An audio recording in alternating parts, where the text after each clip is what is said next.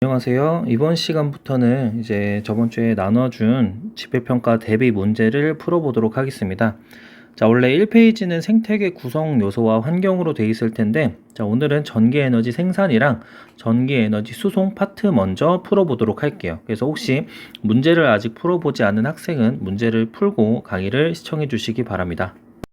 먼저 전기에너지 생산 파트인데요. 자, 우리가 전기에너지 생산에서는 이제 발전에 대해서 공부를 했었어요. 그래서 발전의 원리인 바로 전자기 유도 현상에 대해서 알아봤고, 전자기 유도 현상에서 추가적으로 그 안에 들어있는 패러데이 법칙에 대해서 알아봤습니다. 그래서 이제 이런 것들을 문제를 풀어보면서 같이 다시 한번 복습해 보도록 할게요. 자, 1번 문제입니다. 자, 다음 그림과 같이 전자기 유도 실험을 할 때 검유계에 전류가 흐르지 않는 경우를 보기에서 있는 대로 고르시오 라고 되어 있습니다. 자, 전자기 유도 현상이라는 거는 이제 코일이 있고 코일 옆에 자석이 있고, 그렇게 됐을 때 자석 주변에는 이제 자기장이 생겨나게 되죠. 그래서 뭐 자석이 움직이든 코일이 움직이든 해가지고 코일을 기준으로 주변의 자기장이 변할 때 코일에서 전류가 흐르게 됩니다. 이런 현상을 우리가 전자기 유도 현상이다 라고 이야기하는 거죠.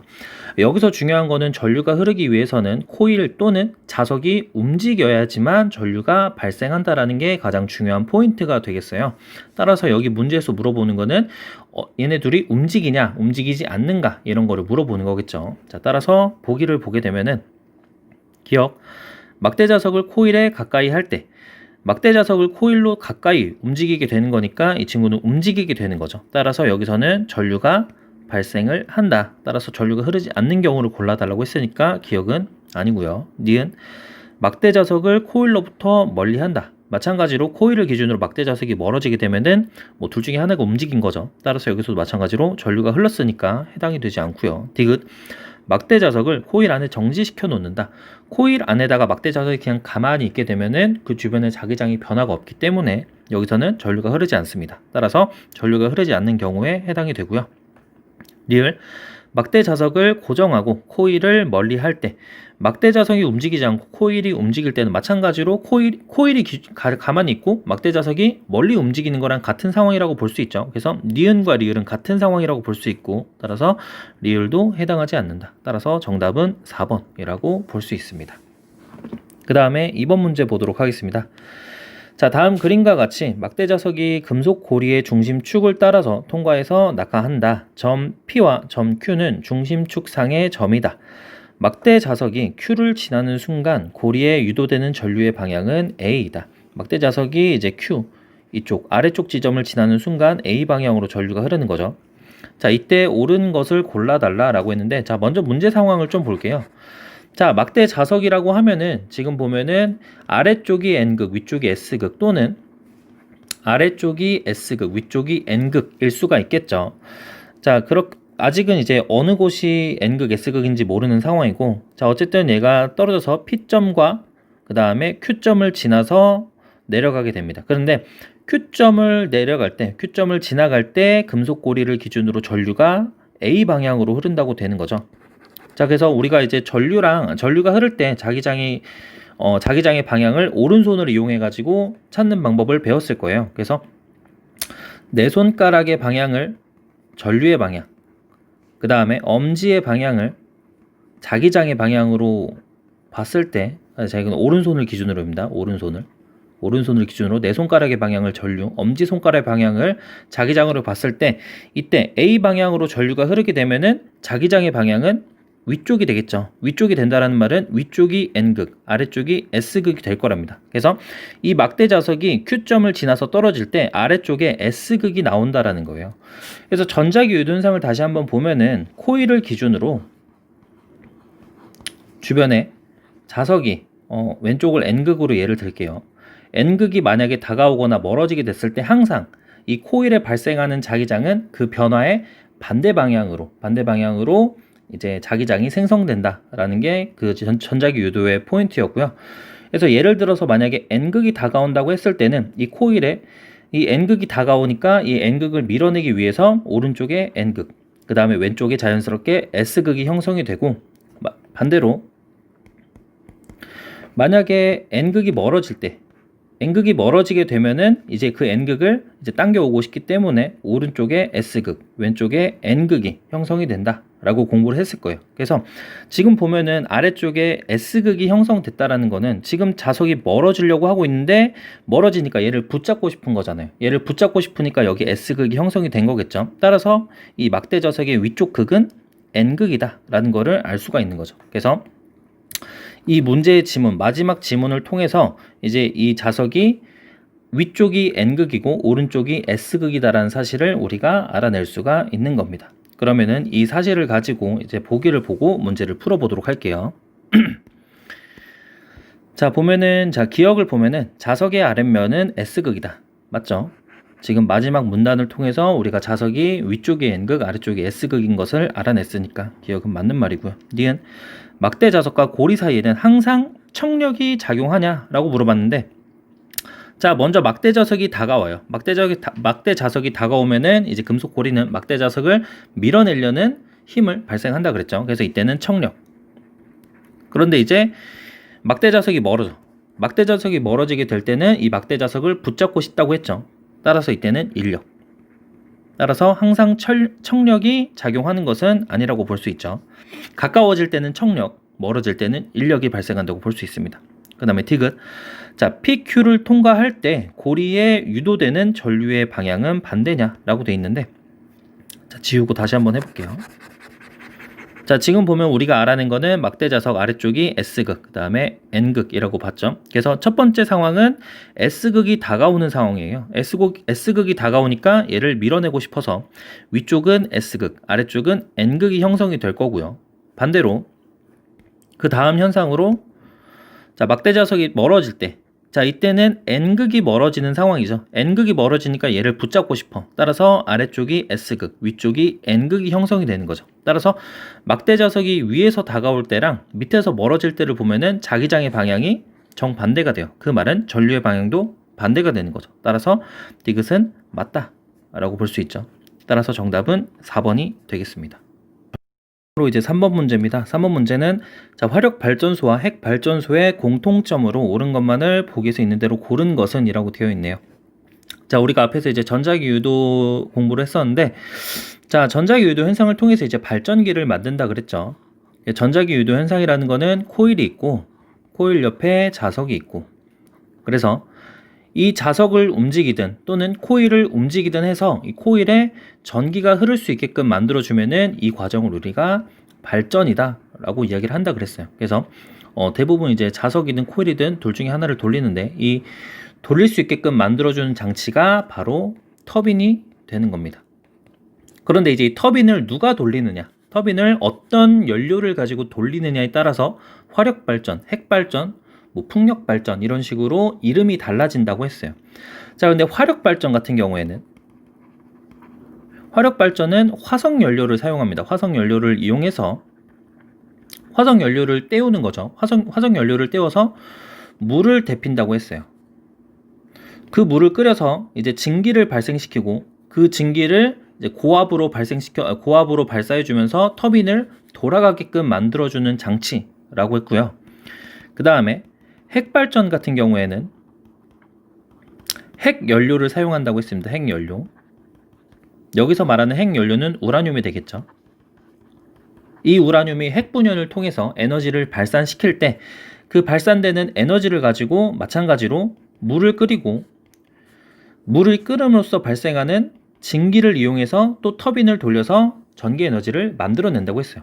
사실상 보면은 화력 발전이나 핵 발전은 거의 비슷해요. 그런데 화석 연료를 사용하냐 또는 핵 연료를 사용하냐에 따라서 이제 방법이 달라지는 거다라고 볼 수 있겠죠.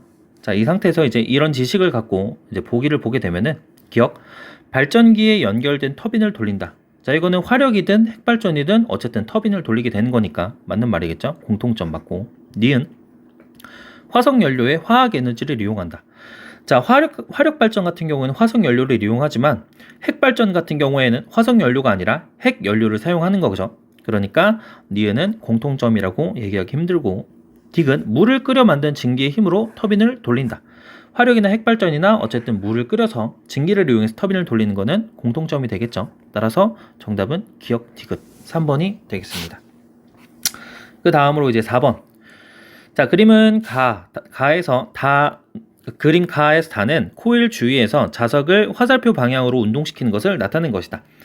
전류계가 검유계 위쪽에서 아래쪽으로 흐르는 경우만을 있는 대로 고른 것은, 자, 이거는 이제 전류가 흐르는 방향을 찾아 달라는 거죠. 자, 전자기 유도 현상에서 이제 코일이 있을 때 항상 N극이 다가오면은 이 N극을 밀어내려고 하고, 그 다음에 반대로 S극이 다가오려고 해도 얘를 밀어내려고 하고, 그런데 이상하게 자석이 멀어지려고 하면은 얘를 다시 당기려고 하고, 마찬가지로 극이 달라져도 멀어지려고 하면은 당기려고 하는 그런 성질이 있다고 했어요. 그래서 이 성질을 가지고 한번 문제를 보도록 할게요.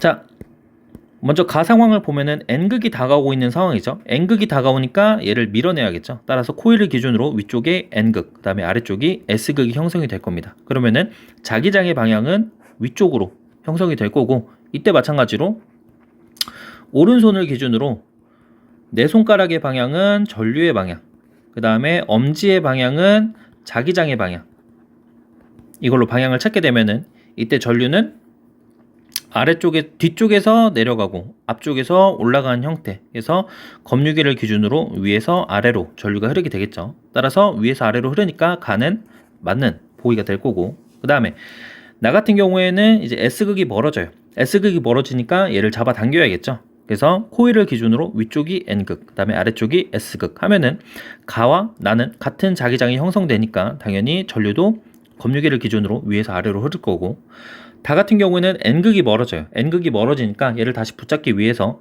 위쪽이 S극, 아래쪽이 N극이 형성되고, 이때 자기장은 반대로 형성이 될 겁니다.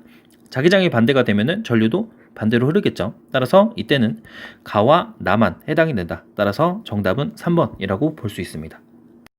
자, 다음으로 5번 문제 보도록 하겠습니다. 자, 그림과 같이 자전거 발전기로 충전 중인 휴대전화의 스피커에서 음악이 나오고 있다. 페달이 돌아갈 때 발전기의 자석이 회전하면서 코일에 전류가 흐른다. 이때 옳은 것을 모두 골라달라 라고 되어 있네요. 자, 이 발전기 같은 경우에는 이제 자석이 움직이면서 주변에 전기 에너지가 형성이 되는 거죠. 자석이 움직이니까 운동 에너지를 우리가 사람이 발로 만들어 주는 거고, 그 운동 에너지가 발전기를 통해서 전기 에너지가 만들어지게 되는 거겠죠. 그런데 이때 전기 에너지가 핸드폰으로 흘러 들어가게 되고요. 그 들어간 전기 에너지를 가지고 이제 휴대전화의 스피커를 가지고 음악을 만드는 거죠. 따라서 스피커를 가지고 음악을 만드는 거니까 이 전기 에너지를 가지고 결과적으로 소리 에너지가 만들어지고 있는 상황이구나 라는 걸 알 수가 있겠네요. 그래서 이 과정은 발전기에서, 그 다음에 이 과정은 핸드폰에서 일어나는 상황이구나 라는 거를 알고 이제 보기를 보게 되면은 기억. 자, 발전기는 전자기 유도 현상을 이용한다. 지금 보면은 코일 주변의 자석이 계속 돌아가면서 전기 에너지가 만들어지는 거니까 얘는 전자기 유도 현상을 이용한 게 맞고요. 니은 발전기는 전기 에너지를 운동 에너지로 전환하냐? 지금 발전기는 운동 에너지를 전기 에너지로 전환하는 거죠. 따라서 니은은 아니고요. 디귿 스피커는 소리 에너지를 전기 에너지로 전환하냐? 근데 스피커는 전기 에너지를 소리 에너지로 전환하는 거죠. 이것도 마찬가지로 순서가 틀렸기 때문에 디귿은 아니다. 따라서 정답은 1번이다 라고 볼 수 있습니다. 그래서 여기까지 해서 전기 에너지 생산 관련 문제는 마무리하고, 그 다음에 전기 에너지 수송 문제 보도록 할게요. 다음으로 전기 에너지 수송에 대해서 알아보도록 하겠습니다. 자, 전기 에너지 수송 같은 경우에는 이제 우리가 발전소에서 전기가 어떻게 만들어졌는지 알아봤으니까 여기서 만들어진 전기가 어떻게 우리 집까지 오는가에 대해서 공부해 본 내용이라고 보면 될 것 같습니다. 그래서 발전소에서 만들어진 전기는 먼저 초고압 변전소를 거치고요. 초고압 변전소를 거친 전기는 이제 1차, 그 다음에 2차 변전소를 거치고, 그 다음에는 이제 뭐 주상 변압기를 거치고, 그 다음으로 이제 건물 내에 배전반으로 들어와서 이제 가정 또는 학교 이런 데로 전기가 흘러 들어온다 라고 배웠어요. 그래서 이제 각각의 역할에 대해서 배웠고, 발전소에서 가정으로 전기가 넘어오면서 이제 전기줄에서 열 에너지가 발생하기 때문에 그 에너지가 손실되는 거를 막아야 된다라는 거를 공부를 했었죠. 그래서 손실되는 에너지를 막기 위해서 초고압 변전소에서 전압을 높여주는 역할을 했습니다. 그래서 뭐 전반적인 내용은 이렇게 흘러가는 거고, 이제 마찬가지로 문제 풀면서 이제 자세한 내용 다시 한번 보도록 할게요. 자, 1번 문제 보도록 하겠습니다. 자, 전력에 대한 설명으로 옳은 것은 동그라미, 옳지 않은 것은 X표를 표시하시오 라고 되어 있네요. 자, 1번.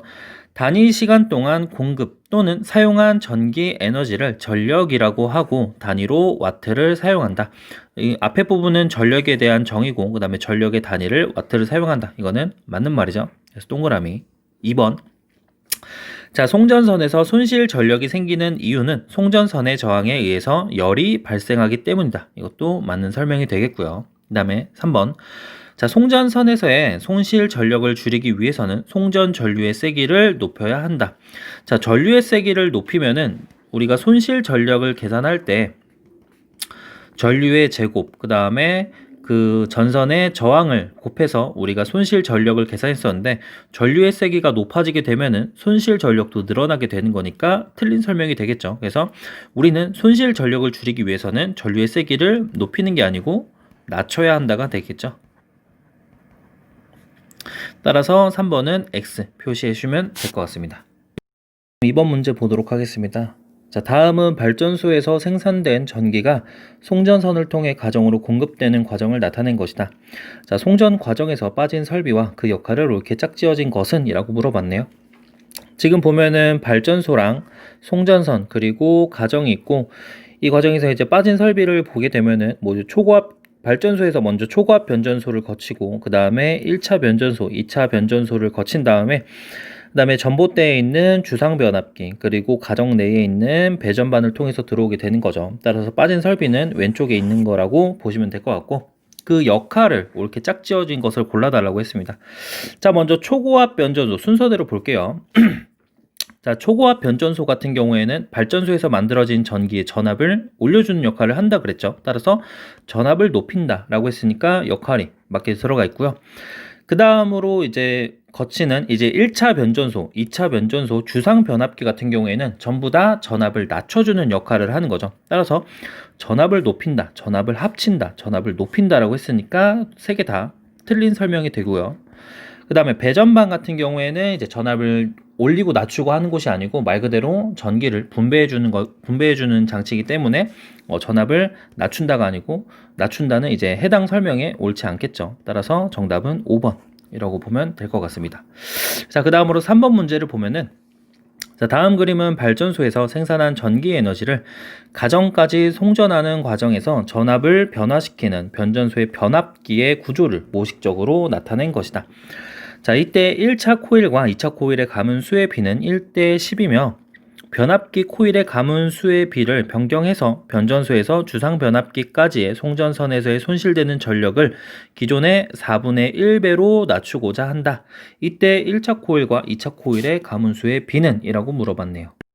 자, 이렇게 문제를 보게 되면은 이제 변전소에서 가문수의 비가 1대 10으로 1차 코일과 2차 코일에 이제 코일이 감겨 있고요. 자, 2차 코일을 지나서 이제 송전선과 주상 변압기로 전류가 흘러 들어가게 되는데, 이때 이제 손실 전력이 발생하겠죠. 이때 손실 전력을 4분의 1로 줄여주고 싶다. 이때 이 가문수의 비를 어떻게 바꿔야지 4분의 1로 줄어드느냐, 이게 문제가 되겠습니다. 자, 그래서 손실 전력을 구하는 식은 전류의 제곱과 그 송전선의 저항을 곱한 값으로 우리가 손실 전력을 계산할 수 있는데요. 송전선을 이제 바꾸지 않는 이상 이 저항의 값은 변하지가 않아요. 따라서 손실 전력을 줄이기 위해서는 천상 전류의 값을 줄여줘야겠죠. 자, 그런데 이 손실 전력을 4분의 1로 줄여주고 싶어요. 그러기 위해서는 전류를 절반으로 줄여주게 되면은 제곱에 의해서 이제 4분의 1로 줄어들게 되겠죠. 따라서 우리는 이 전류를 2차 코일에 흐르는 전류를 절반으로 줄여주는 게 이제 목적이라고 보면 될 것 같습니다. 자, 그래서 이제 다시 변전소로 오면은, 자, 가문수의 비가 1대 10이었어요. 그래서 변전소에서는 가문수의 비율이 전압의 비율과 같고 그 다음에 전류의 비율은 역수다 라는 것을 배웠을 거예요. 그래서 이걸 가지고 이제 문제를 풀어보면은, 자, 가문수의 비가 1대 10이에요. 자, 그러면은 1차 코일에 만약에 I만큼의 전류가 흐르게 되면은 2차 코일에는 10분의 1 I가 되는 거죠. 10분의 1 I가 흐를 때 손실 전력이 이만큼 발생하는 거고, 우리는 이거를 4분의 1배로 줄여주기 위해서는 얘를 절반으로 나눠줘야 된다. 즉, 얘를 20분의 1로 줄여줘야 된다라는 게 목적이라고 얘기했어요. 따라서 1차 코일에 I만큼 전류가 흐를 때 20분의 1 I가 2차 코일에 흐르기 위해서는 가문수의 비율을 1대 10이 아니고 1대 20으로 변경해주면은 20분의 1 I가 흐르게 될 거고, 그렇게 되면 결과적으로 손실 전력이 4분의 1배가 되겠죠. 따라서 1차 코일과 2차 코일의 가문수의 비는 1대 20으로 해야 된다라고 보시면 될 것 같습니다. 다음으로 4번 문제 보도록 하겠습니다. 자, 다음 그림은 변전소에서 송전선 A, B를 통해 이 P인 전력을 같은 전압 V로 송전하는 것을 나타낸 것이다. 자, 송전선의 저항은 B가 A의 2배이다. 자, 이때 송전선 A, B에서 손실된 전력을 각각 PA, PB라고 할 때 PA의 PB의 비율을 물어봤네요. 자, 지금 보면은 마지막 줄에 송전선의 저항은 B가 A의 2배이다 라고 되어 있습니다. 따라서 B의 저항은 R이라고 두고요. 그 다음에 A의 저항은 R이라고 보고 문제를 풀어보도록 할게요. 자, 우리가 지금 구해야 되는 거는 손실 전력이죠. 손실 전력 같은 경우에는 송전선에 흐르는 전류의 제곱과 그 다음에 송전선에 해당하는 저항을 이제 곱해주면은 이제 알 수가 있는 겁니다.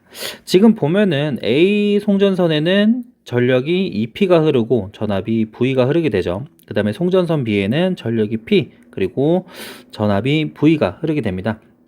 일단 저항 같은 경우에는 문제에서 나왔으니까 따로 구할 필요 없고, 전류만 구하면은 우리가 손실 전력을 구할 수가 있겠죠. 자, 그럼 먼저 A에 흐르는 전류를 알아보도록 할게요. 지금 보면은 EP라는 전력이 흐르고, 전력 같은 경우에는 이제 우리가 알다시피 전압과 전류의 곱으로도 구할 수 있고, 이제 I제곱 R, 그 다음에 R분의 V제곱 이런 식으로 구할 수가 있다 그랬죠. 그래서 이 첫 번째 전압과 전류의 곱으로 찾아보게 되면은 전력이 EP고 전압이 V가 되고, 이때 전류가 IA만큼 흐른다 라고 볼 수가 있고요. 그 다음에 B에 흐르는 전류 같은 경우에는 전력이 P, 그 다음에 전압이 V, 이때 전류가 B만큼 흐른다. 따라서 IA는 V분의 EP, 그 다음에 IP는 V분의 P라고 볼 수 있고, 저항의 B는 이렇게 1대 2. 따라서 A에서 손실되는 전력은 A에 흐르는 전류의 제곱과 A에 해당하는 저항을 곱해주면 되겠죠. 자, 각각 넣어주면은 A에 해당하는 전류는 V분의 EP, 이거의 전체 제곱, 그 다음에 저항은 R이 되겠고요. 그 다음에 B에서 손실되는 전력은 B에 흐르는 전류의 제곱, 그 다음에 B에 해당하는 저항을 곱해주면 되죠. B의 전류는 V분의 P, 그거의 제곱, 그 다음에 저항은 2R. 이렇게 되면은, 자, 전체적으로 공통된 거 V제곱분의 P제곱 R, 요거를 빼게 되면은 이 친구는 4, 그 다음에 V제곱분의 P제곱 R 제곱이 나올 거고요. 그 다음에 B에 해당하는 손실 전력은 앞에 개수가 2가 나오고 V제곱분의 P제곱 R 제곱이 나올 겁니다. 자, 이렇게 되면은 A와 B에 해당하는 손실 전력의 비율은 2대 1이다 라고 볼 수가 있죠. 따라서 4번 체크해 주시면 되겠습니다. 자, 그 다음으로 5번 문제 보도록 하겠습니다. 5번 문제 같은 경우에는 다음 그림은 1차 코일에는 220V의 전압이 걸려 있고 2차 코일에는 110V 전용 전기 제품이 연결되어 있다. 그런 변압계 모습을 나타낸 것이다. 자, 이때 옳은 것을 모두 골라달라 라고 되어 있네요. 자, 지금 보면 가문수의 비율은 모르는데 1차 코일에는 220V가, 2차 코일에는 110V가 걸려 있네요. 자, 우리가 변압계에서 알 수 있었던 거는 가문수의 비율이 전압의 비율과 같고요. 그 다음에 전류의 비는 역수다 라는 거를 공부했었습니다. 그래서 보면은 1차 코일과 2차 코일의 전압이 2대 1이라는 걸 알 수 있죠. 따라서 가문수의 비율도 2대 1이겠구나 라는 거를 알 수가 있겠습니다. 네, 가문수의 비율. 자, 그런데 전류 같은 경우에는 역수로 비율이 걸린다 그랬죠. 따라서 전류 같은 경우에는 전류의 비율은 2대 1이겠구나. 2대 1이 아니고 1대 2죠. 역수가 돼야 되니까. 그래서 1대 2겠구나. 라는 사실을 알 수가 있습니다. 자, 이 상태에서 이제 보기를 보게 되면은 자, 먼저 1차 코일에는 교류 전류가 흐른다냐고 물어봤는데, 자, 변압기 같은 경우에는 변압기 내부에서 전자기 유도 현상을 이용해 가지고 그러니까 전력이 옮겨가는 게 원리라고 얘기를 했어요. 그렇기 때문에 전자기 유도 현상이 일어나려면은 전류가 계속해서 바뀌어줘야 된다고 했죠. 자기장에 계속해서 바뀌어줘야 이게 전류가 유도가 된다라고 했어요. 그래서 교류 같은 경우에는 전류의 방향이 계속 바뀌니까 그러면서 자기장의 방향도 계속 바뀌고 그러면서 우리가 변압기를 사용할 수가 있게 된다라고 공부를 했을 거예요. 만약에 직류 같은 경우에는 전류의 방향이 변하지 않기 때문에 자기장의 방향도 변하지 않고 그러면서 변압기를 사용을 할 수가 없습니다. 그래서 변압기에는 항상 교류 전류가 흘러야 된다라는 점 기억해 주시면 좋을 것 같아요. 그래서 기억은 맞는 말이고요. 자, 니은 같은 경우에는 1차 코일의 가문수는 2차 코일의 가문수의 2배냐? 라고 물어봤는데 전압이 2대 1이기 때문에 가문수도 2대 1이어야 되고 따라서 1차 코일의 가문수는 2차 코일의 2배가 맞는 설명이 되겠죠. 그 다음에 디귿 1차 코일에 흐르는 전류의 세기는 2차 코일에 흐르는 전류의 세기의 2배냐? 라고 했는데 전류의 비는 가문수의 비의 역수이기 때문에 1차 코일에 흐르는 전류는 2차 코일에 흐르는 전류의 절반이 되겠죠. 따라서 디귿은 아니다. 따라서 답은 기억, 니은 체크해 주시면 되겠습니다. 6번 문제 풀어보도록 하겠습니다. 자, 다음 그림은 1차 코일과 2차 코일의 가문수의 비가 1대 3인 변압기에 전압이 V인 교류 전원과 저항값이 R인 저항이 연결된 모습을 나타낸 것이다. 자, 이때 옳은 것을 모두 골라달라고 되어 있네요. 자, 우리가 알고 있는 지식으로 이제 그림을 살펴보게 되면은 자, 가문수의 비가 1대 3이래요. 가문수의 비가 1대 3이면은 전압의 비도 1대 3이 되겠죠. 따라서 1차 코일의 전압이 V이기 때문에 1차 코일에 해당하는 전압은 3V가 될 것이고 그 다음에 전류의 비는 역수가 될 거예요. 따라서 1차 코일에 3I만큼 흐르게 되면은 2차 코일에는 I만큼 흐르게 되겠죠. 따라서 전압과 전류를 곱했을 때는 전력이 나오니까 1차 코일에 공급되는 전력과 2차 코일에서 받게 되는 전력은 동일하다라는 게 증명이 되는 것이죠. 자, 이 상태로 이제 기억, 니은, 디귿을 보게 되면 기억. 자, 변압기는 전자기 유도를 이용하냐라고 돼 있는데 지금 보면은 1차 코일에서 전류가 흐를 때 여기 그 철심을 통해서 자기장이 형성이 되게 되고 2차 코일을 기준으로 갑자기 자기장이 형성이 됐기 때문에 2차 코일에서 전류가 발생하는 원리죠. 따라서 전자기 유도를 이용하는 게 맞고요. 니은 2차 코일에 유도되는 전압은 2V가 아니고 3V가 되겠죠. 따라서 니은은 아니다. 2V가 아니고 3V다. 그 다음에 디귿 1차 코일에 공급되는 전력과 2차 코일에 유도되는 전력의 크기는 같다. 자, 이거는 이제 에너지가 어디서 생겨나거나 손실되는 게 아니기 때문에 그냥 1차 코일에서 공급한 거와 2차 코일에서 받은 전력은 같다. 이렇게 생각해도 되고 전압과 전류를 곱했을 때 3VI라는 값이 동일하게 나오기 때문에 여기 공급 전력과 받는 전력이 같다. 따라서 디귿은 맞다 라고 생각해도 될 것 같습니다. 자, 이런 식으로 해서 문제풀이 마무리하도록 하겠습니다.